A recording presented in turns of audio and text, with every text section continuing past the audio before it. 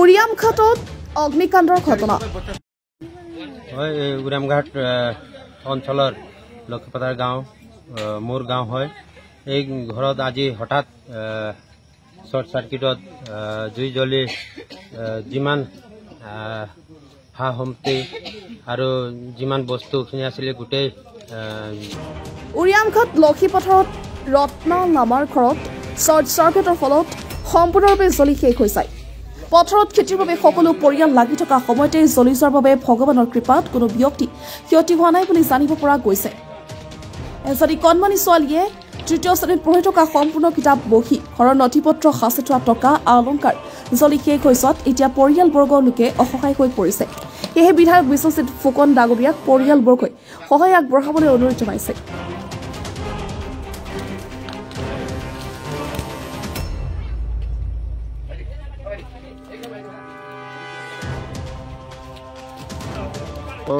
চেনেলৰ জৰিয়তে চৰকাৰ তথা প্ৰশাসনক আৰু ৰাইজক আমি এই অৱগত কৰাব বিচাৰিছোঁ যে প্ৰায় ৩টামান বজাত এটা চাউণ্ড ওলাল চাউণ্ডটো আমি 10 মিনিটমান চালোঁ তাৰপিছত আমাৰ ভনী এজনীয়ে চাই পালে যে ঘৰটোত জুই লাগি আছে আমি আহি চিলিণ্ডাৰ টেংকিটো বচাবলৈ সক্ষম হ'লোঁ তাৰপিছত আমি নোৱাৰিলোঁ এজন এজনকে ৰাইজে উপস্থিত হৈ অৱশেষত জুইটো নুমাবলৈ সক্ষম হ'লোঁ কিন্তু এই ঘৰৰ যি সা সম্পত্তি আছিল গোটেই ভস্মীভূত হৈ গ'ল জানিব পৰা মতে ঘৰৰ